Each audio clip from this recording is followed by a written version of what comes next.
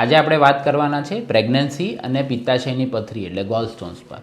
એટલે જો તમારા કોઈ રિલેટિવ કે તમને પ્રેગ્નન્સી હોય અને એ લોકોને સોનોગ્રાફી કરતાં ગોલબ્લેડરમાં સ્ટોન એટલે કે પથરી દેખાય તો એ લોકોએ કઈ કઈ વસ્તુની કાળજી રાખવી પડે, લક્ષણ શું હોય, ટ્રીટમેન્ટ આપણે શું કરીએ, એ બધી વસ્તુ આપણે આ વિડીયોમાં ડિસ્કસ કરવાના છે. ડૉક્ટર નિસર્ગ, પ્રેગ્નન્સીમાં પિત્તાશયમાં પથરી થવું કેટલું કોમન છે? નોર્મલ સ્ટેટિસ્ટિકલી વર્લ્ડ વાઇડ 10% લોકોને પ્રેગ્નન્સી દરમિયાન ગોલબ્લેડરમાં સ્ટોન્સ બનતા હોય છે. એટલે 100માંથી 10 પ્રેગ્નન્ટ લેડીને ગોલબ્લેડર સ્ટોન હોય. સારી વાત એ છે કે ખાલી 1% લોકોને જ આનાથી કોઈ પ્રોબ્લેમ થાય છે. એટલે 100માંથી 1 જણને કોઈ તકલીફ થાય, બાકી 99 લોકોને કોઈ તકલીફ થતી હોતી નથી.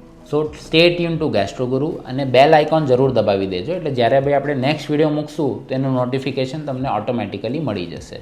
વિડીયો જો તમને પસંદ આવ્યો હોય તો આને લાઇક, શેર અને ચેનલને સબસ્ક્રાઈબ જરૂરથી કરજો અને આ વિડીયો તમારા ફ્રેન્ડ્સ, ફેમિલીને જરૂરથી મોકલજો.